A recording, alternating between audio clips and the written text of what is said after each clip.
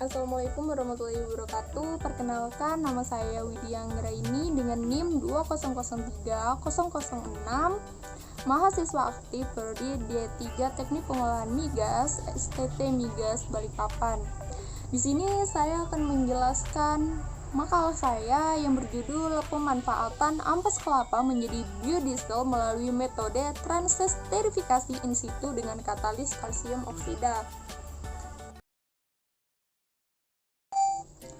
Kebutuhan bahan bakar minyak bumi di Indonesia dari tahun ke tahun mengalami peningkatan. Peningkatan kebutuhan bahan bakar minyak bumi ini tidak diimbangi dengan peningkatan produksi bahan bakar minyak, sehingga kebutuhan bahan bakar lebih besar daripada ketersediaan bahan bakar. Sejak tahun 2000, Indonesia sudah menjadi net impor minyak, dengan penurunan jumlah cadangan minyak yang disertai dengan pengurangan produksinya yang mencapai 10% per tahun. Biodiesel merupakan bahan bakar minyak yang dapat diperbaharui. Bahan bakar minyak ini berasal dari bahan baku yang dapat diperbaharui seperti tumbuhan dan hewan. Bahan bakar minyak ini merupakan hasil proses esterifikasi dan transesterifikasi. Biodiesel juga merupakan bahan bakar yang ramah terhadap lingkungan. Biodiesel tidak mengandung bahan berbahaya seperti PB. Bersifat biodegradable, emisi gas buangnya juga lebih rendah dibandingkan emisi bahan bakar diesel. Biodiesel yang akan dibahas merupakan biodiesel yang berasal dari ampas kelapa. Ampas kelapa merupakan pilihan yang bagus untuk dijadikan bahan baku pembuatan biodiesel. Ampas kelapa masih mengandung minyak nabati sampai 24% berat. Potensi dari ampas kelapa tersebut dapat dimanfaatkan untuk memproduksi biodiesel yang ekonomis. Di Indonesia sendiri merupakan salah satu negara penghasil kelapa terbesar di dunia.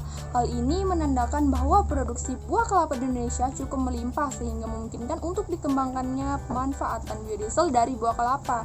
Oleh karena itu, mengkonversi minyak kelapa masih terkandung dalam ampas kelapa menjadi biodiesel merupakan cara yang dipandang potensial untuk memproduksi biodiesel dari kelapa. Selanjutnya, katalis. Katalis heterogen yang digunakan dalam pembuatan biodiesel ini yaitu CaO atau CaO sendiri adalah salah satu katalis yang mudah didapatkan dan sudah banyak digunakan untuk pembuatan biodiesel. Katalis heterogen ini lebih menguntungkan diaplikasikan untuk mendukung teknologi bersih atau green technology dengan biaya rendah. Hal ini karena katalis heterogen dapat dengan mudah dipisahkan dari campuran reaksi, dapat digunakan kembali beberapa kali, ramah lingkungan, dan rendah toksik. Proses yang digunakan pada pembuatan biodiesel ini adalah transesterifikasi in situ dengan menggunakan katalis kalsium oksida atau CaO. Mekanisme proses in situ dimulai dengan terjadinya kontak antara alkohol dan katalis. Selanjutnya, alkohol masuk ke dalam sel dan menghancurkan bagian-bagian sel, kemudian melarutkan minyak yang terkandung dalam bahan baku. Minyak yang telah terekstrak bereaksi dengan alkohol menghasilkan alkyl ester dengan bantuan katalis.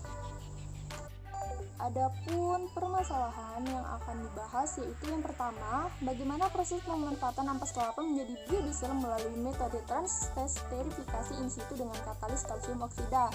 Yang kedua, bagaimana kualitas biodiesel yang dihasilkan oleh ampas kelapa melalui metode transesterifikasi in situ.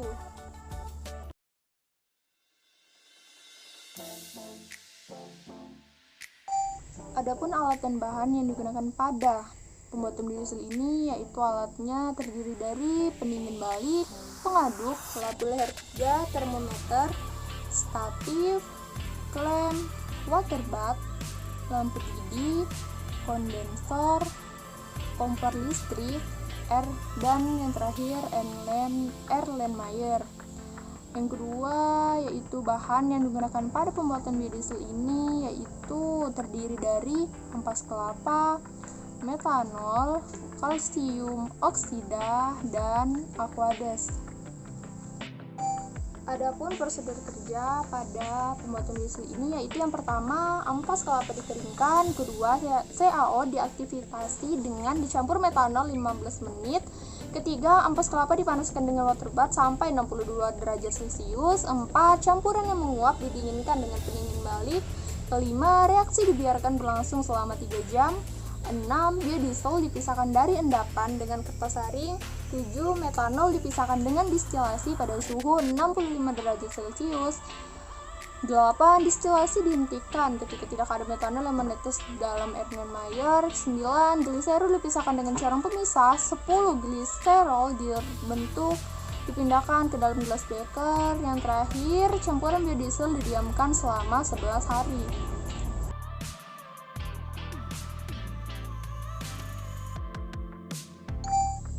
Selanjutnya masuk ke pembahasan, yaitu yang pertama, pengaruh perbandingan metanol dengan ampas kelapa terhadap yield biodiesel. Hasil penelitian yang dijelaskan dalam gambar 1 ini mengidentifikasi rasio volume metanol terhadap massa ampas kelapa memiliki dampak yang cukup signifikan pada yield biodiesel. Yield biodiesel meningkat dari 46,74% sampai 91,34% seiring peningkatan rasio dari 5:1 sampai 15:1. Meskipun demikian, yield biodiesel sedikit berkurang ketika rasio melebihi 15:1 dan terus berkurang sampai 20:1. Selanjutnya, pengaruh perbandingan katalis dengan ampas kelapa terhadap yield biodiesel. Yield biodiesel dari ampas kelapa yang diproduksi melalui proses yang sama menggunakan katalis dengan rasio katalis 5% adalah sebesar 64%. Sedangkan hasil penelitian yang diilustrasikan pada gambar mengindikasikan bahwa yield biodiesel meningkat secara signifikan dengan seiring peningkatan rasio dari 1,5% sampai 3,5%.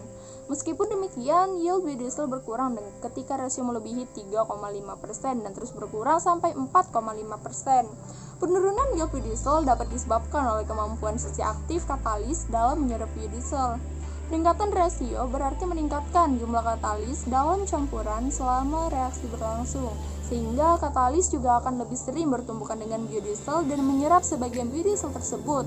Oleh karena itu, rasio optimum yang diperoleh adalah 3,5% dengan yield biodiesel 96,43%. Selanjutnya yang terakhir, titik nyala biodiesel pada variabel optimum. Hasil uji dari sifat fisik biodiesel ini pada variabel optimum yang dilakukan ditunjukkan pada tabel. Penelitian ini meninjau salah satu syarat mutu biodiesel, yaitu titik nyala atau flash point yang telah ditetapkan oleh BSN. Titik nyala biodiesel yang layak digunakan minimal 100 derajat Celcius. Hasil uji titik nyala menunjukkan 116 derajat Celcius, sehingga dapat dinyatakan bahwa hasil dari titik uji nyala dari ampas kelapa ini sudah memenuhi standar nasional Indonesia. Sekian dari penjelasan saya mengenai makalah saya yang berjudul Pemanfaatan Ampas Kelapa menjadi Biodiesel melalui metode transesterifikasi in situ dengan katalis kalsium oksida.